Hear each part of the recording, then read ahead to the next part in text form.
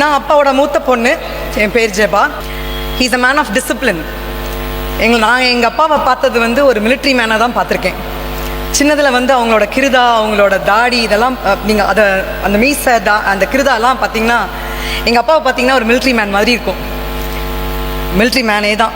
இப்படி தான் இருக்கணும், இப்படி தான் இருக்கணும், இப்படி தான் இருக்கணும். சண்டே வேணால் சர்ச்சு ஃபஸ்ட் பெல் அடிக்கிறதுக்கு முன்னாடி கிராண்ட்மா, எங்கள் அப்பாவோட அம்மா, ஆலயத்துக்குள்ளே இருக்கணும். அந்த ஃபஸ்ட்டு பெல் அடிக்கும் போது எனக்கு தெரிஞ்சு கிராணி எங்கள் கூட வந்ததுக்கப்புறம் ஃபஸ்ட்டு பெல்லோட நான் இந்த எண்டில் வந்து உட்காந்துருப்பேன். எங்கள் கிராணி கூட நான் தான் ஃபஸ்ட்டு வருவேன்.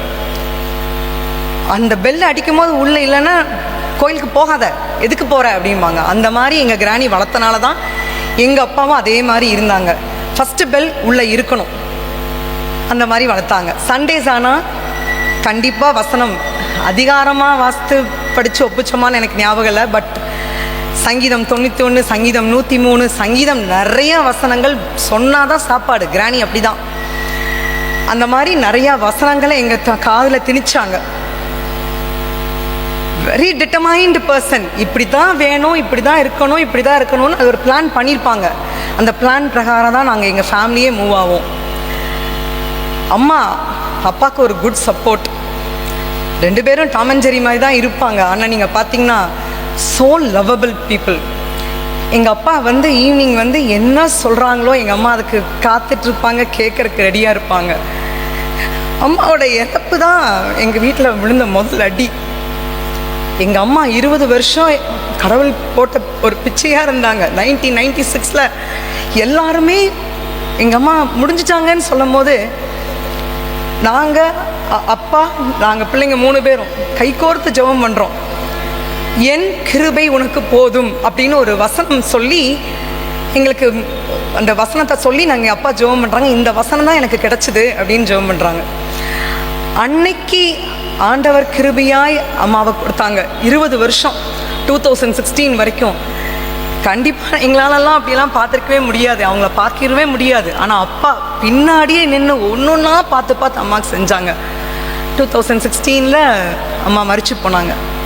அது வரைக்கும் எங்கள் அப்பா மாதிரி ஒரு ஸ்ட்ராங் பர்சன் நான் பார்த்ததே இல்லை. எதுனாலும் வா பார்க்கலாம், என்ன ஆயிரும் பண்ணலாம். ஜிடிடி தாத்தா தான் வந்து அப்பா பெரியப்பாவெல்லாம் இங்கே இந்த கோயிலுக்குள்ளே ஒரு ஊழியத்துக்குள்ளே வழி நடத்தினது. எஃப்எம்பிபி அங்கிள் வந்து வசூலுக்கு வருவாங்க. நான் வேணா உனக்கு ஒரு மூட்டை உப்பு தரேன் அப்படின்னு சொன்னேன். எங்கள் அப்பா அதே எஃப்எம்பிபியில் அதே ஊழியத்தை தலைவராக நின்று நடத்துகிற அளவுக்கு கடவுள் உயர்த்தினார் அவங்கள. அந்த அளவுக்கு ஒரு மனமாற்றம், அந்த அளவுக்கு அவங்க கடவுளுக்குள்ளே வந்தாங்க. அதிலிருந்து எல்லாமே மிஷனரிக்குன்னு நிறையா செய்வாங்க. சர்ச்சு மூலமாக அவ்வளோ கோயில் கட்டணும், எந்த கோயிலை கட்டணுமா ரைட் நம்ம சர்ச்சு மூலமாக நம்ம பண்ணுவோம் அப்படின்னு அவங்களோட விஷனே அதை தான் இருந்துச்சு. Is a man of integrity, planning, discipline. இது இந்த டைம் இப்படி பண்ணணும், இந்த மாதிரி it will be a year plan. இது நாளைக்கு நடக்கிறத இன்றைக்கி யோசிக்கிறதெல்லாம் கிடையாது. It will be an year plan. ஒரு கேலண்டர் நானும் நீங்களும் டெய்லி இப்படி பார்க்குற கேலண்டர், அது நான் வசனத்துக்காக ரொம்ப பார்ப்பேன். அந்த வசனத்தை தேடுறதுக்கு உட்காந்துருப்பாங்க. அது ஒரு கரெக்ஷன் ப்ரூஃப் ரீட் பண்ணுறதுக்கு உட்காந்துருப்பாங்க. It will be more then days. அது அவ்வளோ கிளியராக எல்லாம் ரெடி பண்ணியிருப்பாங்க. அந்த மாதிரி ஒரு பிளான்டு லைஃப். 3 பிள்ளைகளையும் வளர்த்தாங்க. யாருக்கு என்ன வேணுமோ எங்களெல்லாம் படின்லாம் சொல்ல மாட்டாங்க. ஆனால் உங்களுக்கு என்ன வேணும், உனக்கு என்ன ஆசையாக இருக்குது, எது வர்ற, எப்படி பண்ணுற, இதனால் உனக்கு என்ன யூஸ், யூ டிசைட். அப்படி தான் அப்பா. ஸோ எங்களை எங்கே வழியில் விட்டாங்க. நாங்கள் இது அதனால தான் நாங்கள் இப்படி இருக்கோம்னு நினைக்கிறேன் நான். எங்கள் பிள்ளைங்களோட வாழ்க்கையிலையும் அவங்களோட இம்பேக்ட் ரொம்ப ஜாஸ்தி.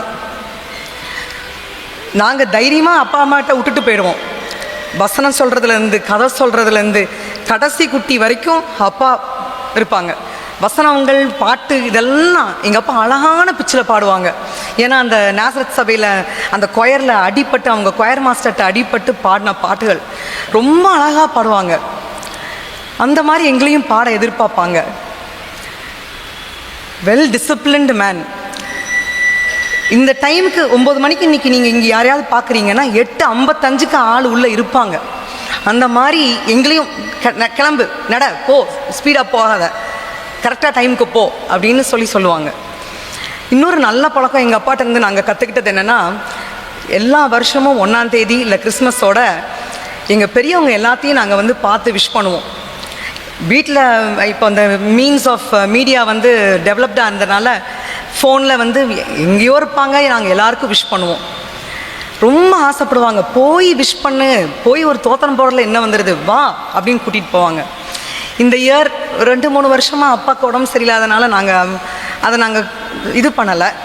ஆனால் பரமானந்த பெரியப்பா வந்துடுவாங்க, டேய் உன்னை பார்க்காம நான் போக முடியாடா அப்படின்னு வந்துட்டு பேசிட்டு தான் போவாங்க. இந்த தடவை கிறிஸ்மஸோட எங்கள் அத்தை, எங்கள் அப்பாவோட அக்கா, அவங்க வீட்டுக்கு சர்ப்ரைஸாக போய் நின்னோம். எங்கள் அப்பாவுக்கு அவ்வளோ சந்தோஷம். சரி, ஏன்னா 2-3 வருஷமாக அது விட்டு போச்சு. அக்கா, ஒரே ஒரு அக்கா போய் நின்னோம். அடுத்தது நியூ இயரோட எங்களால் அப்பாவால் அவ்வளோவா ட்ராவல் பண்ண முடியல தான். அடுத்த நியூ இயரோட பரமானந்த பெரியப்பா வீட்டில் போய் நின்று விஷ் பண்ணிட்டு தான் வந்தோம். அவ்வளோ ஹாப்பியாக இருந்தாங்க, அவ்வளோ சந்தோஷமாக இருந்தாங்க. இந்த 1 மாதமாகவே அவங்க கொஞ்சம் உடம்பு சரியில்லை, அவங்க சாப்பிட முடியல. நாங்கள் என்ன கொடுத்தாலும் எனக்கு பிடிக்கலப்பா, எனக்கு வேண்டாம், எனக்கு சாப்பிட முடியலம்பாங்க. எங்களால் நாங்கள் ஃபோர்ஸ் பண்ணி கொடுக்க சரி சாப்பிட்டாங்க. இந்த 1 வாரமாக ஹாஸ்பிட்டலில் இருக்கும்போது அவங்களால அந்த மெடிசனுக்கு அக்செப்ட் பண்ணிக்க முடியல. அவங்களுக்கு வாட்டர் ரிட்டென்ஷன், அவங்களோட பல்ஸ் கொஞ்சம் டவுன் ஆச்சு, அவங்க ஹார்ட் பீட் ஸ்லோவாச்சு, எல்லா இன்டர்னல் பார்ட்ஸுமே டச் ஆச்சு, ஒவ்வொரு பிரச்சனையாக கொண்டு வந்தது. மெடிசன்ஸ், அம்மா ஒரு ட்ரௌசினஸில் இருந்தாங்க அப்பா. பரமானந்த பெரியப்பா காலையில் 8 மணி 9 மணிக்கு கார்டன் வந்துடுவாங்க, பரமானந்த பெரியப்பா வந்துடுவாங்க. டேய் உன்னை பார்க்க தான் வந்தேன்னா கரெக்டாக பேர் சொல்லி வா பரமானந்தம் அப்படிம்பாங்க. கனகராஜ் அங்கிள் ஒரு நாள் வந்துட்டு சொல்கிறாங்க, நான் தேவராஜ் தானே அப்படின்னாங்க. டேய் கனகராஜ்மா அப்படின்னாங்க. அந்த அளவுக்கு ஞாபக சக்தி. டாக்டர் சொல்கிறாங்க, இந்த அளவுக்கு வந்து இம்யூனிட்டி பவர் இல்லாமல் இவ்வளோ மெடிசன்ஸ் நம்ம கொடுத்துருக்குறோம், கான்ஷியஸ்னஸ் வந்து இதெல்லாம் இருக்காது. ஆனால் உங்கள் அப்பா வந்து 100% கான்ஷியஸ்னஸோடு இருக்காங்க. பேர் சொல்கிறாங்க, ஆனால் பேச்சு வரமாட்டேங்குது. தம்பி கடைசி நாள் இருக்கான், அன்னைக்கு கதை பேசுகிறாங்க. எனக்கு ஒரு கனவு வந்துச்சுன்னு சொல்கிறாங்க. நான் சிரிச்சுட்டே கேட்குறேன், அம்மா வந்தாங்களா அப்படின்னு. ஒரே ஒரு சிரிப்பு தான் பதில், வேறு ஒன்றும் தெரியல. சாம்கிட்ட மாத்திரம் நிறையா பேசினாங்க. அன்னைக்கு வாக்கிங், நீங்கள் வாக் பண்ணால் தான் நீங்கள் வீட்டுக்கு போக முடியும்னு ஃபிசியோ சொல்லவும் எந்திரிச்சு நடந்தாங்க. I have the video proof. ஆனால் ஈவினிங் ஆக ஆக சடன்லி ஒரு ஃபீவர், அப்படியே அவங்க பல்ஸ் டவுன் ஆகிட்டே இருந்தது. We cannot drive him. இன்னைக்கு உங்கள் முன்னாடி இப்படி இருக்காங்க. குத்துயிருமும் கொலையுருமா கொண்டு போய் நாங்கள் எங்கள் அப்பாவை ஹாஸ்பிட்டலில் அட்மிட் பண்ணப்போலாம் ஆண்டவர் கருணையாக இறங்கினார். ஒவ்வொரு நாளும் மரணத்தின் பாதாளத்தில் நான் உங்களை தள்ளும் போது ஆண்டவர் இறங்கி கூட்டிகிட்டு வந்தாங்க, நாங்கள் அதை பார்த்தோம். ஆனால் இந்த டைம் கொஞ்சம் ப்ரீதிங் ட்ரபிள் இருந்தது, நடந்து தான் போனாங்க. நாங்கள் தூக்கிட்டு வருவோம்னு நினைக்கல.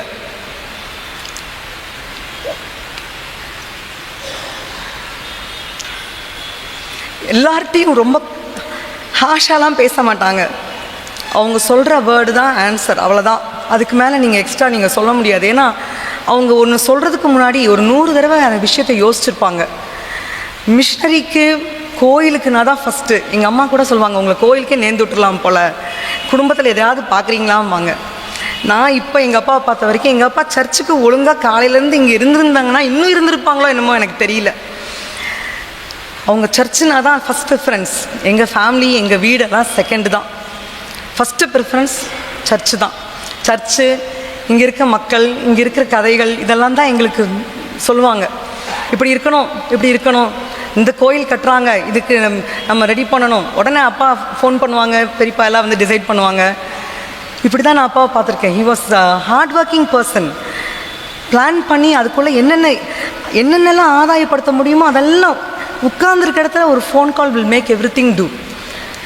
அந்த மாதிரி ஒரு டேரிங் பர்சனாலிட்டி, ஒரு ஸ்ட்ராங் பர்சன். ஒரு 1.5 வருஷத்துக்கு முன்னாடி எங்கள் அப்பா ஹாஸ்பிட்டல், அதே ஹாஸ்பிட்டலில் அவங்க, என் வீட்டுக்கார் வார்டு நம்பர் 20, எங்கள் அப்பா வார்டு நம்பர் 23 நினைக்கிறேன். 2 பேர் இருக்காங்க. 2 நாளைக்கு முன்னாடி என் வீட்டுக்கார் வந்தாச்சு வீட்டுக்கு. அப்பா ஹாஸ்பிட்டலில் ரொம்ப சிக்காக இருக்காங்க, போராடிட்டு இருக்காங்க. ஒரு சடன் டிமைஸ், என் ஹஸ்பண்ட் இறந்துட்டாங்க. எங்கள் அப்பாவால் நடந்து கூட எங்கள் வீட்டுக்குள்ளே வர முடியல. ஆனால் 4 பேர் சேரில் வச்சு தூக்கிட்டு வந்தாங்க. அல்லாதம்மா நல்லா பார்த்துட்ட, அவ்வளோதான், நல்லா பார்த்துட்ட, உன்னால் முடிஞ்ச அளவுக்கு நீ நல்லா பார்த்துட்ட, தைரியமாக இரு. நாங்கள் எங்கள் அப்பா கையை பிடிச்சிட்டு நான் பார்த்த உலகம் வேறு, என் புருஷன் கையை பிடிச்சிட்டு நான் பார்த்த உலகம் வேறு, என் புருஷன் இல்லாமல் எங்கள் அப்பாவை தோல் மேலே சாஞ்சு நான் பார்த்த உலகம் வேறு. மழை போல இருந்தாங்க, நான் தைரியமாக சொன்னாங்க, யூ வில் டூ இட், எல்லா காரியத்தையும் முன்னாடி நின்று நடத்து.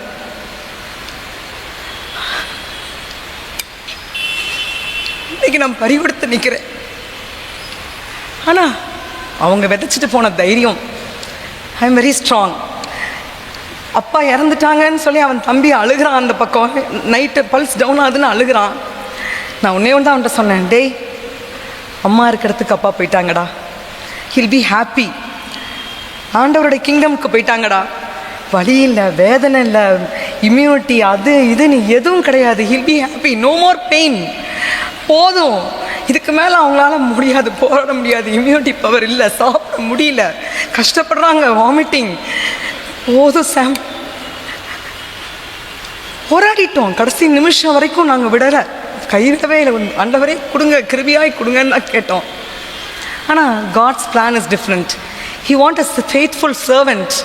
எங்களுக்கு நல்ல தகப்பனா, நல்ல ஒரு லீடராக, நல்ல ஒரு கைடாக இருக்கிறத விட ஆண்டவரோட சமூகத்தில் ஒரு ஃபெய்த்ஃபுல் சர்வெண்ட் தான், அவரோட காலடியில் இருக்கிறது தான் ஆண்டவர் விரும்பினார் போல். அதனால் இன்றைக்கி ரொம்ப ஹாப்பியாக இருக்கேன் நான். ஏன்னா அப்பா அம்மா கூட ஆண்டவரோட கிங்டமில் ஹாப்பியாக இருக்காங்க. இன்றைக்கி நிறையா ஒயிட் ட்ரெஸ்ஸோடு எல்லா ஏஞ்சல்ஸாக இங்கேருந்து பாட்டெல்லாம் பாடும்போது உண்மையாக இதுவே ஒரு பரலோகம் மாதிரி தான் இருக்குது. ஸோ அப்பா பரலோகத்தில் இருக்காங்க. 2ஆம் வருகையில் முகமுகமாய் சந்திப்போம். கர்த்தர் அருமையாய் அப்பாவை கொடுத்தாங்க, கர்த்தர் அருமையாய் அப்பாவை எடுத்துக்கிட்டாங்க. இந்த உலகத்தில் எல்லா காரியத்தையும் அப்பாவை வச்சு நிறையா செஞ்சுக்கிட்டாங்க. அந்த இன்ஸ்ட்ருமெண்ட் போதும்னு நினச்சாங்க போல், அவங்கக்கிட்ட வேணும்னு எடுத்துக்கிட்டாங்க போல். அதனால் ஆண்டவர் எடுத்துக்கிட்டாங்க. முகமுகமாய் அவங்கள 2ஆம் வருகையோடு சந்திப்போங்கிற ஒரு நம்பிக்கையோடு, நன்றியோடு போயிட்டு வரேன்.